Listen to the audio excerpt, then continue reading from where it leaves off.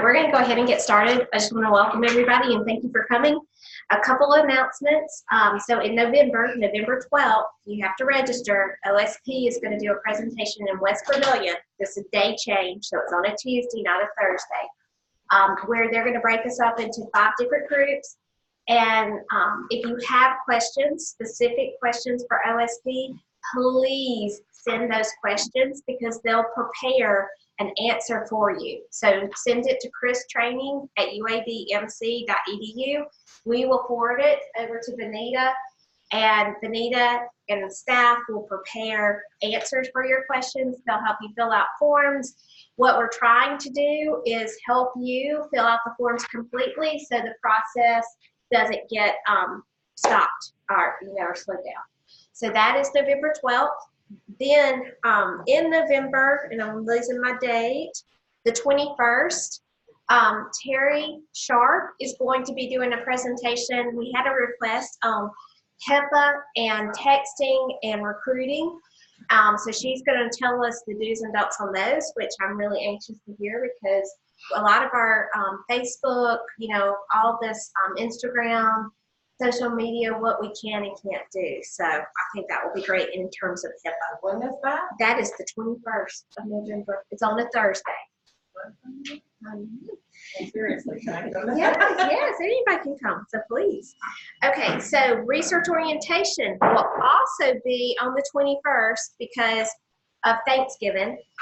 It's from 8 to noon that day here. So, and there's registration for that as well. And I think that covers us through the month of November. And then the 1st of December, on the 5th, we will have stress management, especially with getting patients in the holidays and stuff like that. So we're kind of taking a little detour, but we felt like that might be really good just to take a deep breath and really enjoy that time. And so they're going to give us management tips on how to handle stress. And then we'll take a break because of the holidays. And then we'll start back in January and we'll release the speakers. We're working actively right now. Dorothy and Carrie have graciously agreed to do another session with us. We will release topics that will probably be February-ish if their dates work. So we're really looking forward to that, and we thank them. And I'm going to turn it over to Carrie and Dorothy and let them. I get to introduce Carrie. Okay.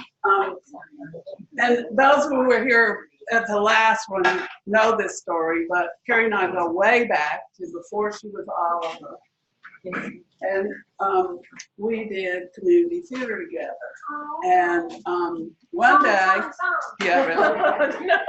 One day I was in the Publix about 10 years ago, and we ran into each other. And now she's a married person, and she has children, and I have children, and we're catching up. She said, "What do you do?" And I said, "Well, I work at UAB." She said, "Oh, I do too." I said, "Well, what do you do?" She said, "I work at IRB." And it just whooped over me. Oh my God, the holy terror. Carrie Oliver is Carrie Gisler. So here we are. We still like each other. Yeah, we do. We still like each other. And the thing I want to tell you about today is that when you raise your hand, when you speak up, when you ask a question, when you answer a question, you get a treat. So what these theater people like is engagement and responsiveness, and so the more the better, and you get a treat every time. And we'll also, the people on Zoom will look on Zoom and see if they take any questions too. Okay. Yeah. Now, how do I do? I'll help you. Yeah, do. From time to time, go and check it real fast. So, Are they going to get the handouts? we will be. Awesome. Do I need to say anything else? No. And as Carrie said, this should have been 2 sessions, so she's going to fly. So I'm going to fly, but what I'm going to tell you is that as you leave, you will get handouts. So who all was at the one where we did the HSP?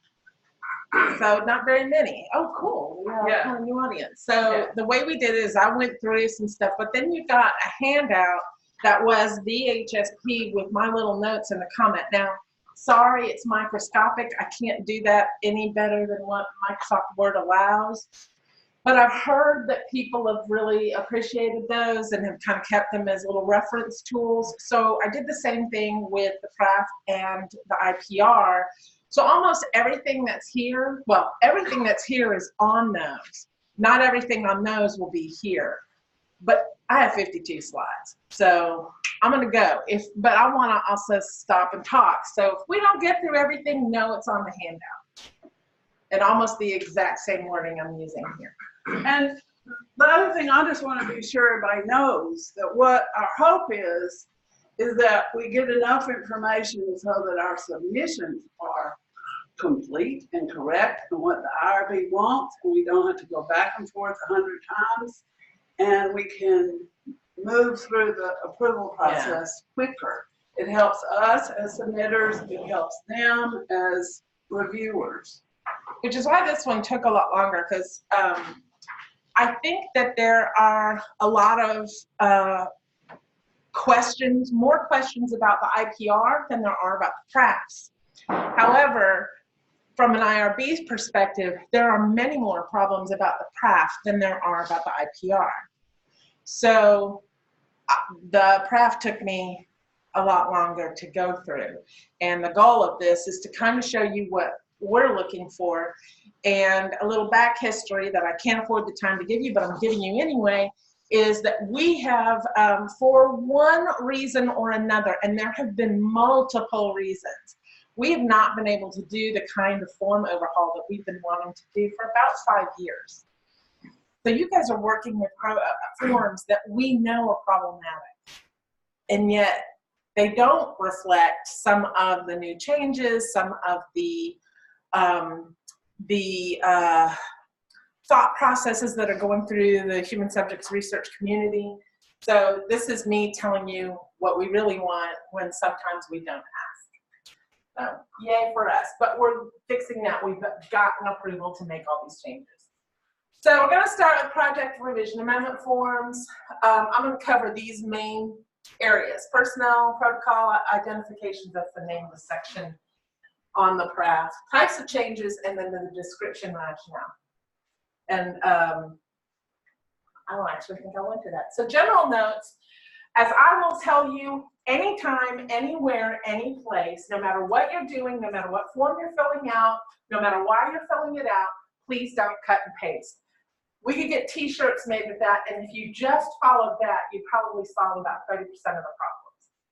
Don't cut and paste from a grant application. Just don't do it. It is not meant for the same things. It doesn't cover the same material. It doesn't have the information we're looking for. They are completely different tools. So if we ended the session now, I'd be happy if you never cut and pasted from a grant application again. We are lay language people. Use lay language then. 8th grade reading level. Not that we're all, you know, not even high school graduates. It's just that we need simple language. And 8th grade is a good way for you guys maybe to get to 12th grade. Read the question and answer the instructions every time. We change the forms. We give guidance on the forms. A lot of it you just get used to not reading, and so you skip over, you think you know what you're supposed to say, and you answer it without reading the question and the instructions. We try to add the instructions, but if they're not being read, then it's a moot point. Avoid jargon and acronyms, even buildings and departments. And buildings and departments matter to us because we are also the HIPAA Privacy Board, and there are some departments that are not HIPAA covered and some that are. There are certain DEXA scans in certain buildings that don't have to adhere to the Department of Medicine's radiology process, and then there are some that do. So we need to know, I don't know all of them. We try, but we don't. And then be careful recycling old versions. I know that's a simple, easy thing to do. I did a PRAF last month. Let me pull that up, change the date, blah, blah, blah. We may have changed the form. And so just make sure at least that that's the okay form. So that's general. Now here's the biggie. This is why PRAFs are more problematic than IPRs. project revision amendment forms have to stand alone. So let's take a study that is a 3-year with long-term follow-up, multiple groups, and you've all done studies like that. They go on forever. They've got a control group and 2 of these groups, and you're doing follow-up visits and x-rays and so on and so forth. And you may have 50 PRAFs. You'll have 3 renewals, or let's take even a fun one that goes 10, 20 years. So you got 20 renewals, PRAFs, problem reports. You probably, in a 10-year study, you probably got 150 different project revision amendment forms.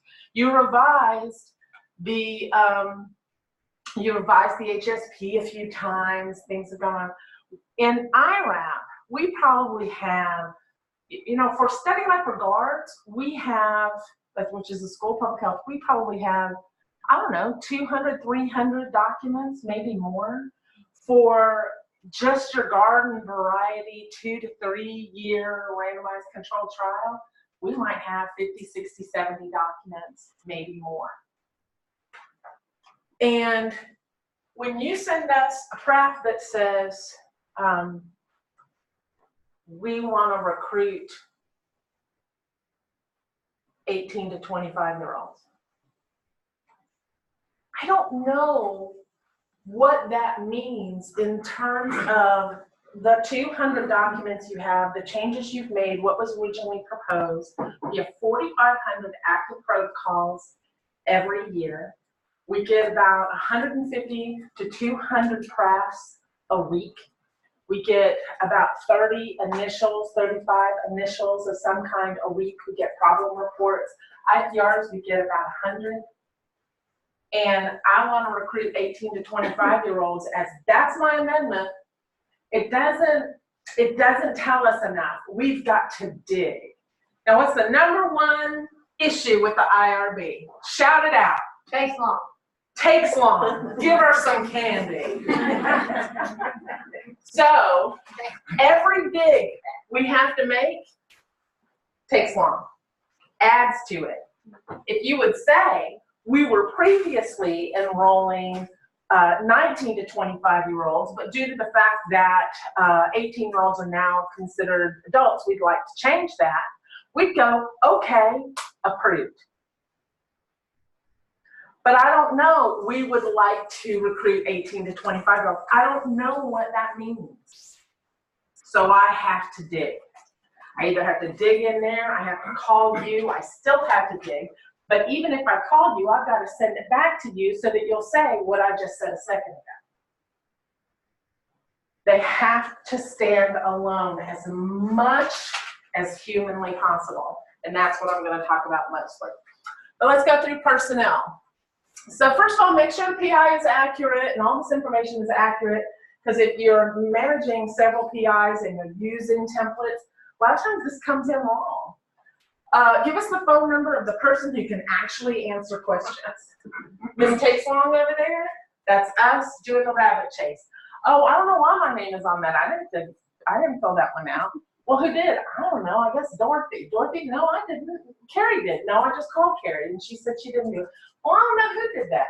I just need a question asked and no one can even figure out who even requested the change. The PI doesn't even know. So I have a question. Because our app has delegates and because that shows who submitted something, do you still want the contact person? We've asked that question. It's easier for us to access this way because it'll have a phone number. We can go through the submitted, but the submitted can just be the delegate who doesn't necessarily know why. Some of these investigators have 2 or 3 people. So who knows about this one is what we want to know, because the delegate's going to stay. The delegate will always get the email. What if your PI is not in their office a lot? Like rarely.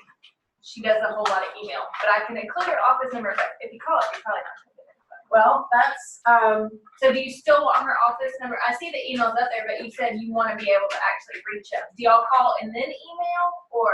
we will email if we can't get through, but so many times this number is their patient number. Like, If they receive patients, I have to go through the click 1 if you'd like to check I on a see. prescription. Okay. Click 2 if you'd like Mine's to make just an not appointment. inter-office. And I'm like, I don't, and then when I finally get to someone, they act like I'm a patient, so they won't send me to them, and I have to say, no, really, they want to speak to me. They really want to speak to me. They called me and left me a message. Well, I'll send you to the nurse. No, I'm not, you know, I have to do all that rigmarole. Okay. I see. So just, and if not, you know, I've had people say, here's their cell number, or here's their, Okay. their pager. I would thought if this is correct, if we use for the contact for the PR, the coordinator cell phone number, because that person is gonna be always, I mean, and she had the contact for the PR. But again, if I don't because have the fewer people I've got to go through, I'm not going to call the PI because first. you go to, when you're right, when you go call the PI, you go through all that answering system option. When you call if you put it on the PI number, the coordinator phone number. But the problem is, Teresa, I've already contacted the coordinator first. I'm always going to contact this person first. But if it's urgent and I can't get them, like last week, this was a nightmare for me because I was on a deadline trying to get out of town for a week, and I had made so many promises I couldn't keep.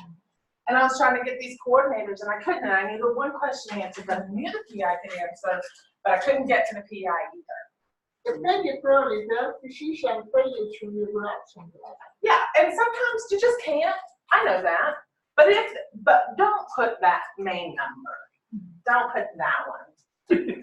Really quickly though, I was just looking at that form, and the way it's or that request, contact to send a copy of correspondence, and I was thinking like, oh, I'm already a delegate, so I don't need to do that. It wasn't clear to me that you wanted a contact who understands this document.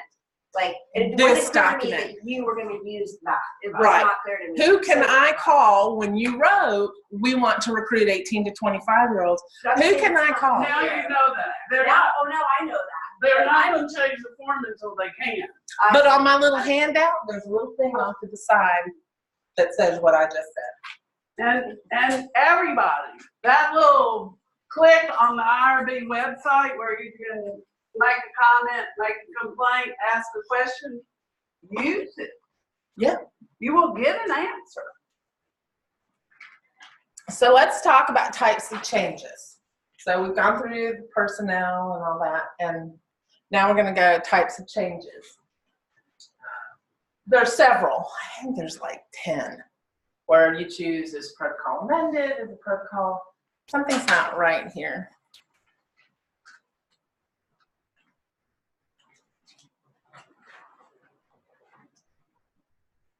Oh, I guess it is. It's out of order. But regardless, it's still there.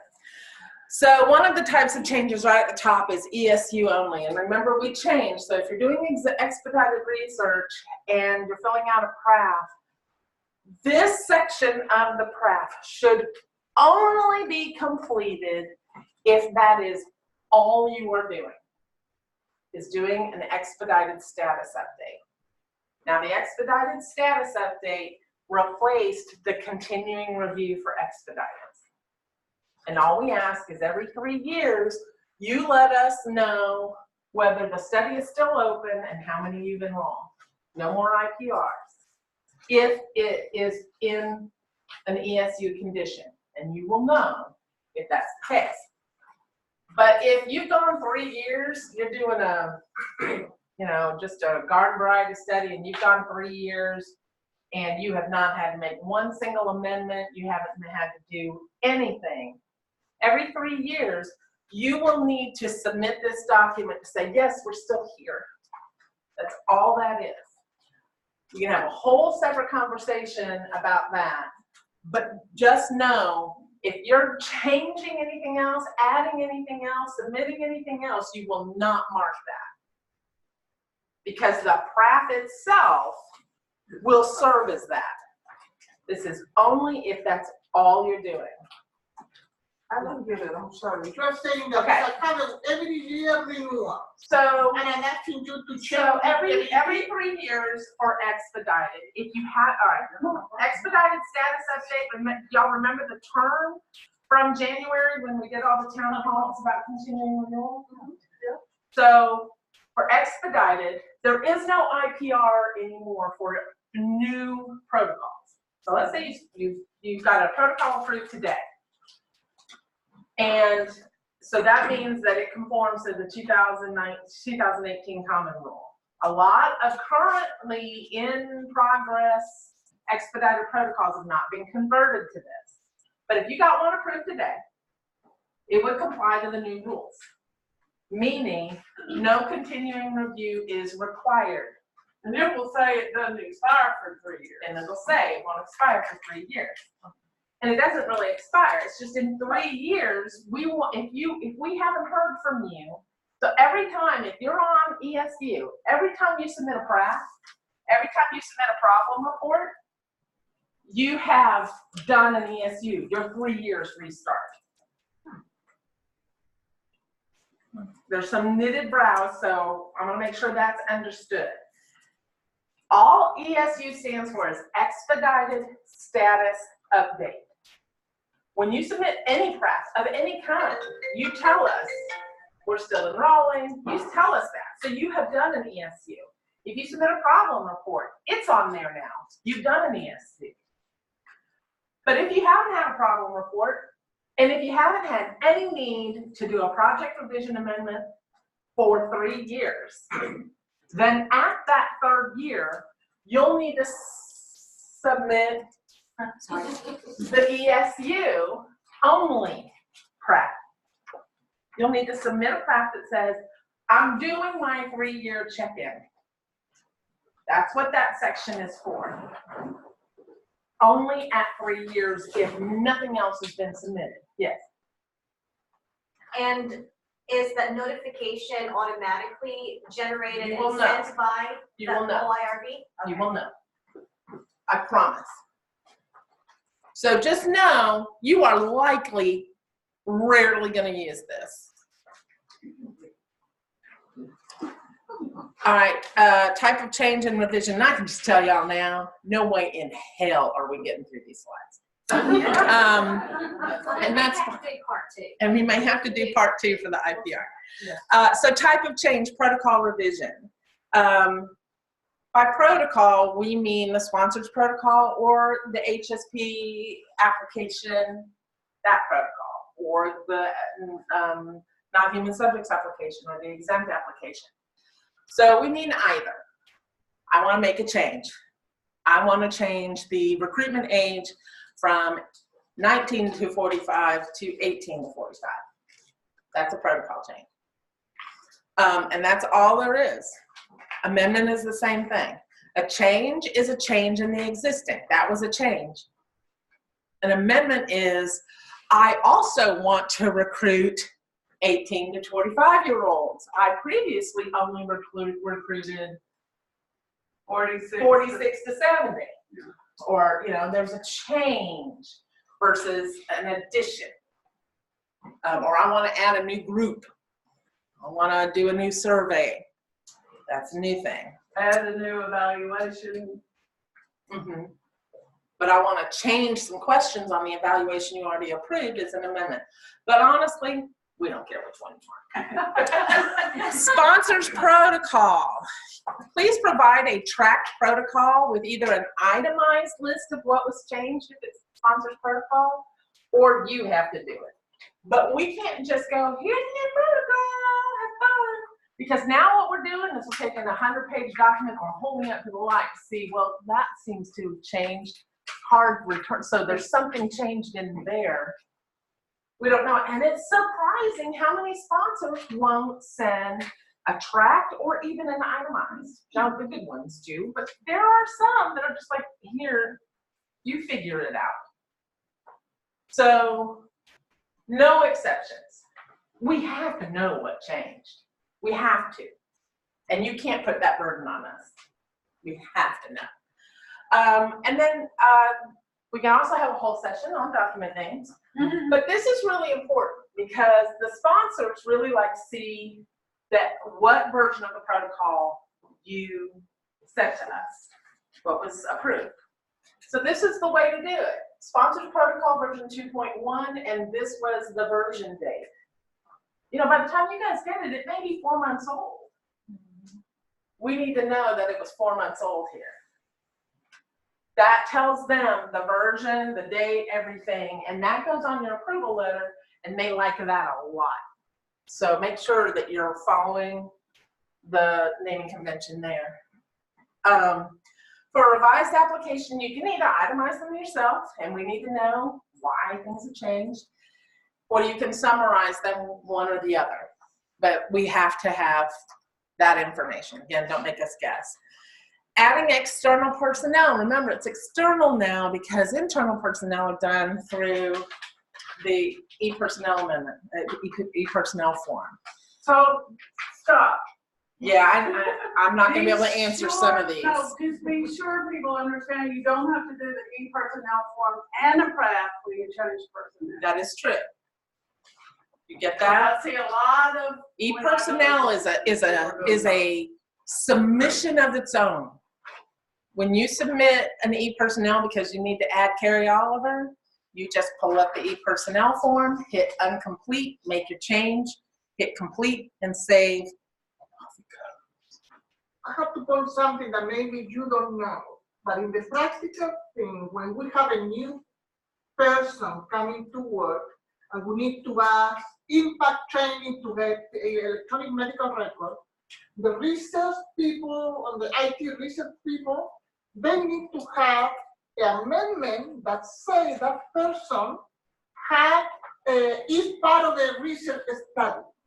So what I did, I did my e-personal, but the only way I can show to them that that person. I don't know, and that's a really good point. It is a Can very we get- good. Can someone email Yes. that question to me? Yes. So I what I can't did, answer it, I Teresa. print that, but these people know how to read it, so I did my PRAF, something I say, we already complete the e-personal, but I did my PRAF just for Okay, that group. but again, that's a great question, one I cannot address. We need to get Linda Long et al. On board with being Yes. able to view this and know that they don't have to And do in this your for us. memo now, even when I did that, in your memo, the one that you respond to me, you didn't say, and we added this person. It doesn't say anymore, so what is the point?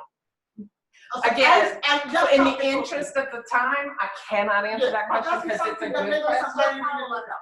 So For sure. definitely need that. There's another thing I have discovered that needs to be solved through, well, no, there's so much and I can't answer it. Yes, it's a good point. Yep, we'll fix that somehow. Tell us what they're doing and not just that they're gonna be a research associate. So we need to know, are they handling private identifiable data? Are they consenting people? There's a lot of people that people add that aren't really key personnel. And we get there and we go, well, why are you adding them? Well, because I want them to be, an author. They want to be an author, actually. They want to be an author on the paper. Like, well, okay. Make them an author on the paper. That doesn't have anything to do with us. So be careful, because now with the e-personnel form, if you don't click any of those buttons, we're going to tell you that person's not key personnel. So this is only for adding people externally. And we'll need copies of their training certificates. We'll need copies of their IRB approval, or if you're asking us, you have to do the IIA or the IAA. So this is a complicated amendment. We're asking you, IRB at UAB, to be the IRB for someone else. Okay, well, there's a whole bunch of other stuff. You can't just send their name. There's a lot of stuff that goes with it. So e-personnel is your normal, and you guys know our affiliates, right? Children, Lakeshore Foundation, Kirkland, iFoundation, but a lot of people think children's are external. We are their IRB of record. And today, maybe, we're the VA's IRB. Oh, yeah. Maybe. It's a flip of a coin every day. Moving target. Yes. Type of change in source of funding. This is the worst, because this is what y'all will do. Please add OSP 000523975. Cool. What's that? Is it a DUA? Is it a subaward? Is it a contract? Is it a subaward? Who's it with? What are you sending them? Who are those people? Do they have IRB approval to do that? Well, let's see that. Who are they? What are you doing? Just, y'all, I know where you come from. Your PI is going, I need the money. And so you send that in. Please add OSP number 000523975. We can't. We just can't process that amendment.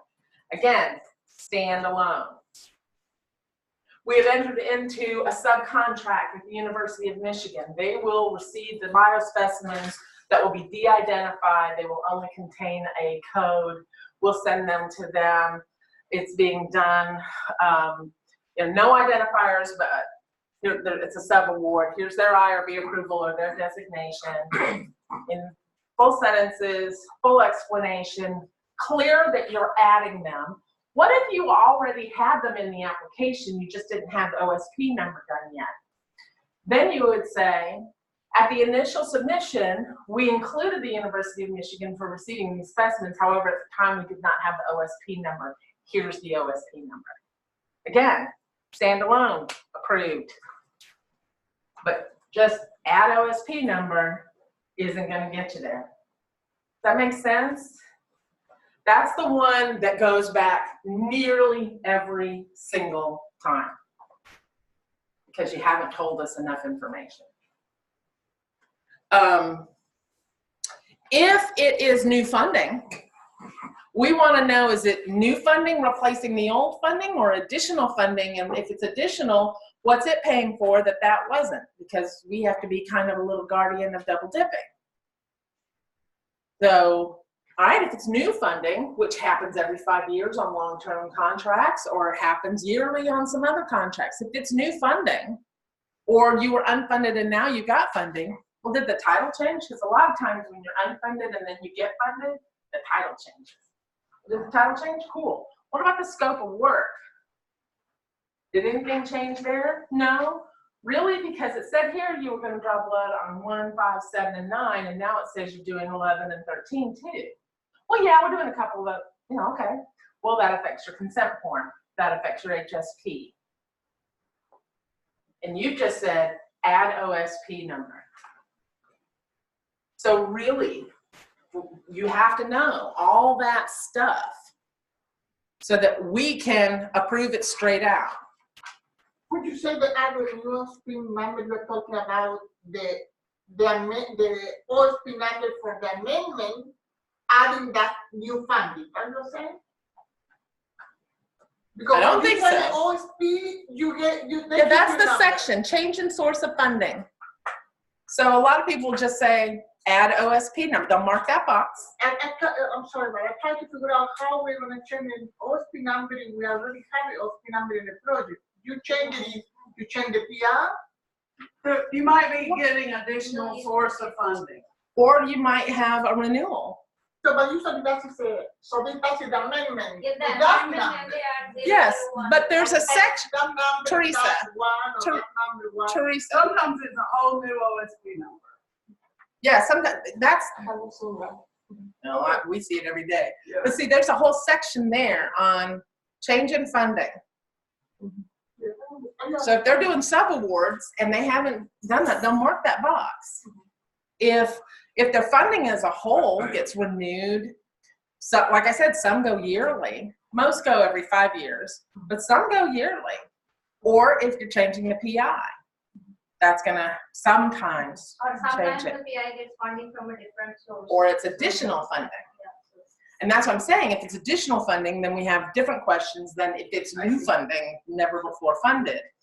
But all we're getting from you guys as an explanation is add OSP number. So you'll see it. She's gonna be a diabetic by the end. I'm sorry, just briefly going back to the other slide. If UAB is not serving as the IRB of record, and the PI has collaborators that are receiving funding like a sub-award, and they have their own IRB approval, do we need to add them in the? No. Okay. Just for us. Hey. So add or remove performance side is very similar to add OSP number. A lot of times they go hand in hand. But again, we'll get add University of Michigan without telling us what they're doing, why they're doing it, what's being sent, how it's being sent. Is it identifiable or not? Are they getting paid for their work? Is there a fee for service that goes with that? Is there a DUA that goes with that? Is there a sub-award that goes with that? All of those things. Hardly anybody ever collaborates out of the goodness of their heart. There's some kind of collaboration in there. Sometimes there's just a research collaboration agreement that doesn't have funding. But we're also the group that has to get those things from all those departments, from the MTO, from the OSP. They send us this and say, you know, Dr. So-and-so has a DUA with University of Michigan. Is that good to go? And we're going to go look. Either you included it in your initial submission, or there's a PRAF, or we have to tell you, hey, we have this, send the PRAF. But the faster we can link those up, the faster we can get you your money or your agreement signed. So if you're adding a site and you know there's a DUA or an MTA in progress, tell us, because that'll make it happen a lot faster. So just to make sure, because a lot of times when we submit agreements, they go back and forth and back and forth and back and forth, and I don't want y'all sitting on a PRAF on where's the agreement. So when do you really want us to submit it at the same time that we submit No. it? So this is the one good thing about the IRB is we will not hold up approval of that PRAF pending the execution of your MTA or your DUA. Now the sub-award might be slightly different. But MTAs and DUAs, we're not going to hold up your PRAF. So if you send us a PRAF and say, I'm collaborating with the University of Michigan, here's all the information you need to know, and there's a DUA in progress, we'll approve that. Oh, what is an MTA and a DUA? Hold on, Teresa, what? They will call because the DUA is going to be called because we don't have a approval, but you don't. Right, so my advice to you is if that happens, like you're executing but not fully executing the DUA or the MTA, and we've approved it, I would do two things to help you along. Once you get a notification from whatever office is executing your DUA or MTA, send them a copy of your approved amendment. But if you forget, or if you want to do otherwise, send us, hey, I got this done, because that we still have to go in and go, yep, it's good. But we can't say, yep, it's good until they're done. That may be months, and we'll have forgotten. So you might have to do a little follow-up. What was your question, Tracy? DUA is data use agreement. MTA is materials transfer agreement. And then there's fee for service, FFS. Yeah. Which for some reason no one ever says FFS, because it's hard to say. See, I even know fee for services, MTA's DUA. All right, report being forwarded. I was told by several people that this includes the word monitoring report, and a lot of people fail to do that. So if you get a word monitoring report, please use this as your mechanism to submit that when you get it. Give us the required information. Include date and source report, summarize findings, and that kind of thing. So far, I just want you to notice that every single one, does this pointer work? It does. I just have to hold down the top. So, oh heavens to Betsy, no. See right here, it says item 5C. Mm-hmm. So far, everything we've done says in item 5C. So all these things that I've been asking you for, I've asked for them in 5C or in a moment 5D. There's only one on that list, that long list of types of change. There's only one that requires you to put anything in that section. But a lot of people will try to put all that stuff, they'll go here and put a hard return and try to type that information in. But the problem is that doesn't get formatted and we don't see it. I have sent many a PRAF back where I said, you didn't answer it, you didn't give us any of the information in 5B or 5C. I put it on the PRAF and it's way up here and it's just in straight font, I can't see it, and the reviewer didn't see it, because that's not where we're looking for it. So remember, all of these say in 5C or in 5D. Revise with consent or assent in 5D. All right. Hey guys, remember when we used to say provide a highlighted HSP or a highlighted consent? We are no longer accepting highlighted consents or highlighted HSPs. You have to use Microsoft Word track changes.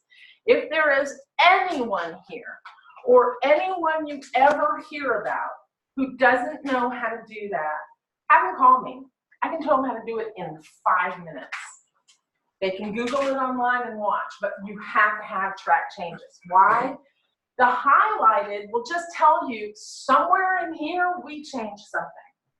We don't know what it was, and we don't know how we changed it, so go look. Highlighting doesn't work. Microsoft Word track changes. And no PDFs. I don't know why people submit consents as PDFs, but please don't. And here's why for you. Sometimes the changes are too complex for us to write out in sentence format. It's a heck of a lot easier for us to do a track change revision that we send back to you and say, here's what I think, you make whatever change to that you want. It's a lot faster for us. And if you like it, then all you have to do is go accept all changes. And you don't have to do a thing. So there are times when we'll do the work for you, but we can't do it if you submit a PDF. So please don't submit PDFs of HSPs, track changes, any consent. There are some things that are PDFs, you know, a signed or a IRB approval from another site, or some documents you have to upload as a PDF, that's fine. But if we prefer the native format. And then this is another thing, if you're making changes to your consent, would you guys mind going through right before in the clean version and checking the beginnings and endings of every page? Because when you make a change, you know, it has an effect all the way down, and suddenly you've got weird widow orphan things, and things don't quite work out, and it's a pet peeve of the boards, and it's confusing, and maybe it won't make sense to your participant. So just before you hit send or submit or whatever, just go through it. Yep, everything matches. And don't end the page with a heading. Yeah, just make sure everything's connected. Type of change other. That's the only place that has this block on it.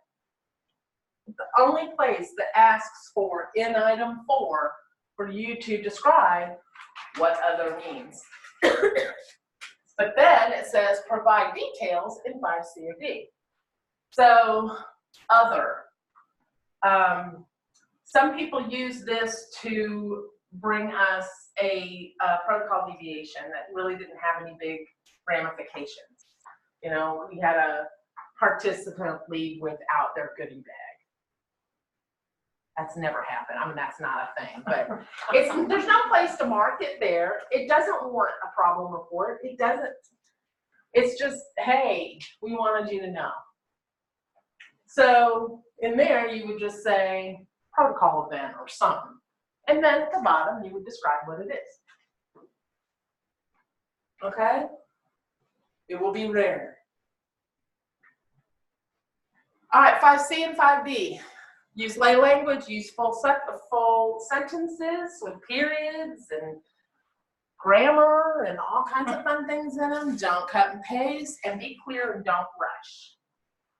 So we get a lot of rushing and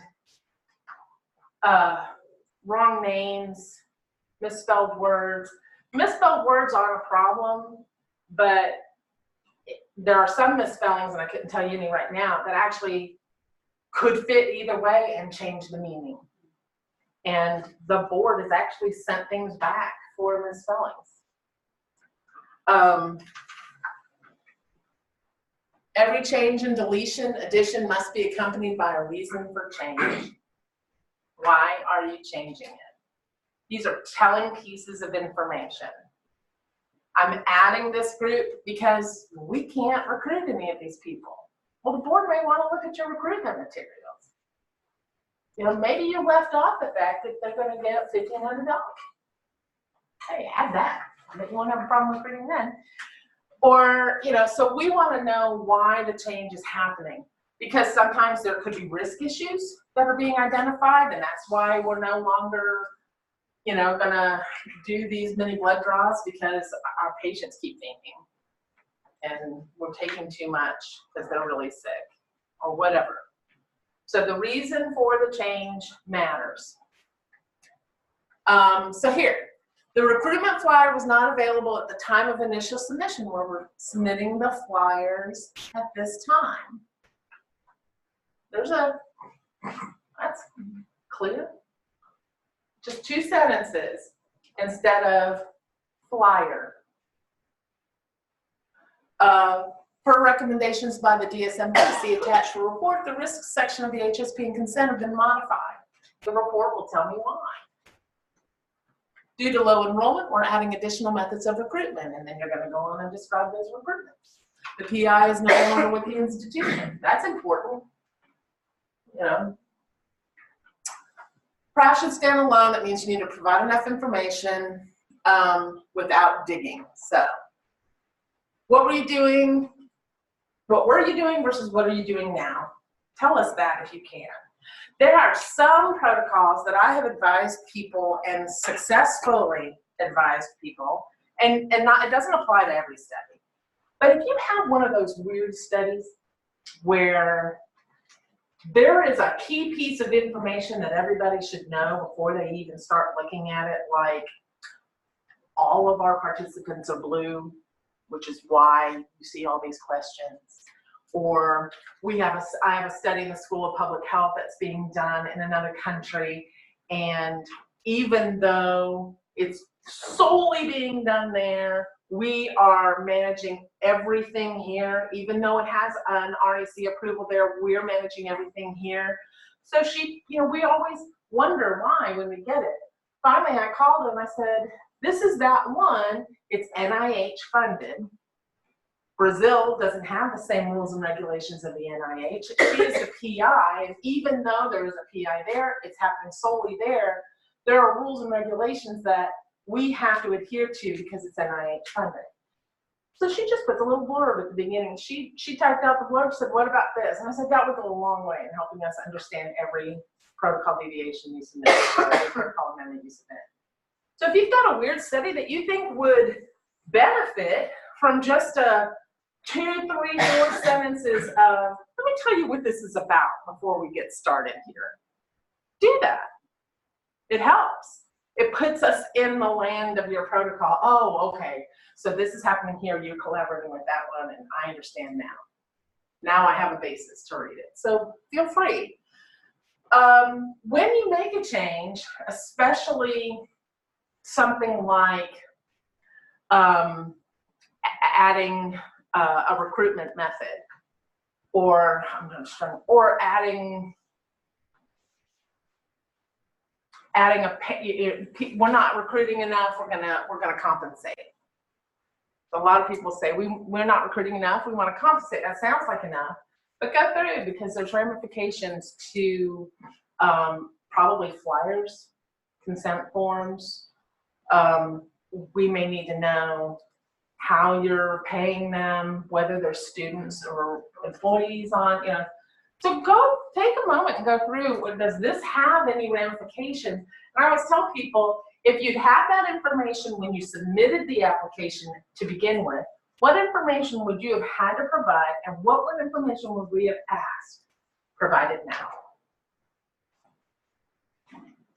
And it's never going to be, we are compensating now. All right, see, this is why I said the PRAFs were, all right, so you're gonna have a bonus IPR. I'm gonna skip, although this was fun, I'm gonna skip. Although here's real life samples. Oh, hell's bells. Real life samples. We're gonna send specimens to WashU under a DUA. Cool. That's a lot of information, it's just not enough. This is my favorite, adding a repository. That is my favorite. I have it saved, I have a screenshot of it, it's my favorite amendment. That was all the information I got. That was it. That's not just part of a sentence. That was it. Adding a repository. Really, are you getting more specimens from a repository for your study? Does that increase the number? Why are you getting them? Are you now going to create a repository from the specimens that you got? In which case, do you need to change consent? It was the latter, by the way. No consent, no nothing, no changes, just adding a repository. What they were really doing is, we're going to take all the specimens we got from all of our participants and we're going to hold them forever and do a whole bunch of other research. And they're not going to know about it because we're not changing the consent form, but please approve adding a repository. That was really it. Add Carrie Oliver as a research assistant. Funding amendment to $86,000 for professional development. I don't know what that meant. It took like 3 exchanges to find out what it was. First of all, there was a dollar sign that should have been in front of 86,000.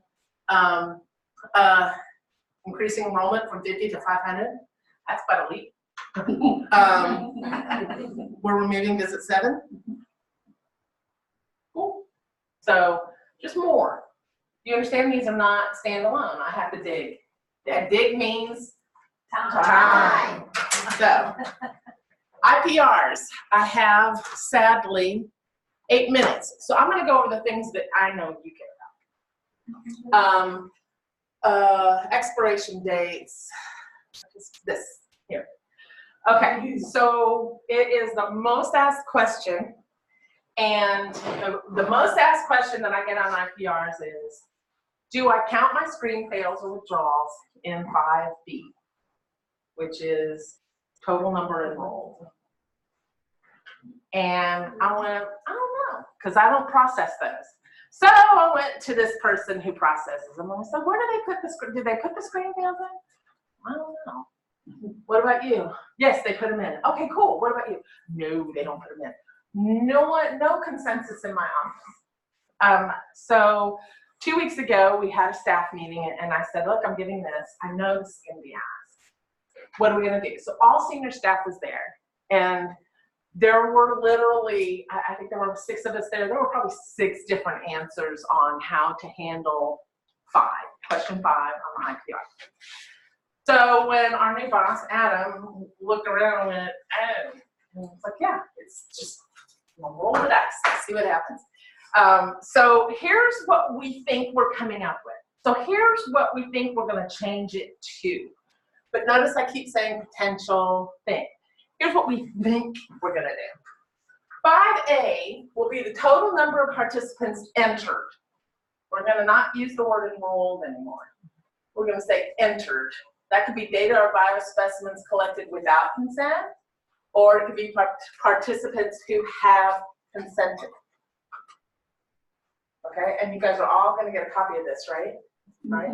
So you'll have it since the start of the project. So consented can mean I consented them to come in for a screening visit and a screen fail. Now, if you had put that today and you said 125 because you had 25 screen fails, and your initial application said, I want to enroll 100, we would email you back and say, these don't match. You need to increase, you need to submit a PRAF, blah, blah, blah. Time.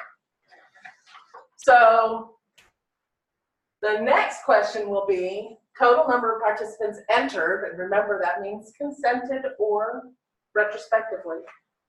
entered into the study via consent, whose screen failed since the start of the project. So there, you're going to say 125. Here you'll say 25. Or here you'll say 24. Total number of participants entered into the study via consent who withdrew. You'll say 1. Now we can do the math and go 100 matches. No more back and forth. But we got to change it to this first. And it's not there now because we're not sure. So first of all, thoughts? Well, I mean, I've asked that question numerous times, Yep. and like you said, you get different answers Yep. depending on who you talk to. Yep. But I typically have gone with one of my first answers that I received was, how many consents do you have signed? But again, that's not what we're, so ignore that, right? This is what we're saying. Yeah, yeah. That consent, and that was one person's answer. If you had called a minute later and gotten a different person, they wouldn't have said that. And trust me, there's no consensus on how this was dealt with. Right, right. I mean, and that's what So I'm we're saying that entered means retrospectively done without consent or consented. So if you call someone and say, well, do you have diabetes? No, are you 45 or older? No, I'm 44. I'm sorry, you're out. That's not a screen failed technically, right. because they haven't consented. We're talking about people who have consented and then screen failed. That's how you answer. Should we say collected with a waiver of consent in the first part, rather than without consent? Because how can you enter somebody to study without consent? Well, we can change that. Essentially, they're the same thing. We're not, this isn't approval for you to collect that data without waivers. But there is data that you can collect that don't require waiver, that aren't HIPAA. So not everything requires a HIPAA waiver. And not everything requires identifiable. So Yeah, I understand in data, but I don't understand how it's specific. But I see what you're saying. there are 5 specimens you can collect that don't have identifiers that don't need HIPAA waivers. But I hear your point. But it's not giving you approval to collect without a waiver. It's just saying, here's what you did without a consent form. Here's what you did with a consent form. That's what those numbers are. Any other comments? How are you defining withdrew? I mean, we have people that sign the consent form and may have not even finished the first visit. There's nothing usable. They're not in it. But then they drop out 5 visits later. We're still looking at data. They didn't submit anything in writing that says, don't use my data. I don't want you to touch it. So how's withdrew? I mean, we may not analyze them, or we may still analyze them even though they withdrew. We still have data on them. So I would consider it, although that's a good question that I need to also answer. I would say, though, that the answer is going to be you either knew they withdrew or you have no intention of replacing them. So someone might get 5 deep into visits and still have 2 more, and you just want, well, we'll just analyze what we have. okay. But there are some people that they withdraw and you want to replace them. That's why this number matters, so that if you have, and we've seen this, you really complicated studies with some kind of invasive things where the total number previously enrolled, like we have successfully enrolled 12 people. We've had 32 withdrawals. If that's going to make more sense to us, and there is a withdrawal section that's still going to be there that says why, and those are the people who went, I'm out. Some you will just say, never showed up again. But this is helping us make sense of the numbers so that we don't have to come back to you. And we are defining what enrolled means, which is entered. We're saying entered. Consented or data. Sorry, one last question. So what if we have a screener, we ask 3, 4 questions, you know, how old they are, how old their kids are, and they don't qualify, so we don't consent them or anything else. but we collected their age and the age of their kids. To where do we put them in that category? They're not gonna participate, they're not gonna. You're not, they have not, you should not, unless you tell us specifically, we're gonna keep this specific information about people who don't pass screening, and why, you shouldn't have it. It should be bye-bye. But we have people who say, we wanna know feasibility-wise, this is the data we're gonna collect. We have people who say that, but they are not entered into the study. Okay, so that's this. Until then, we will know that we're gonna compare the number that you give us in 5A to 16A in the HSP. Know that. So if it exceeds, then just tell us why, so that we know that we're gonna do that. Tell us why. Meaning, you can define it however you want until we change the form. But if you give us a reason why, then we can do the math on our own, and we won't have back and forth. Make sense? And if that's any different, if we end up with a different definition, you're definitely going to hear about it one way or the other. But that's that. All right. I overshot. I'm sorry. But there's all kinds of stuff here. And we'll do a part 2. I mean, if y'all don't mind. I'm fine with it. You can schedule it next week for all I care. I knew the minute I started getting into PRAFs, I was like, Dorothy, this is too exciting. Okay.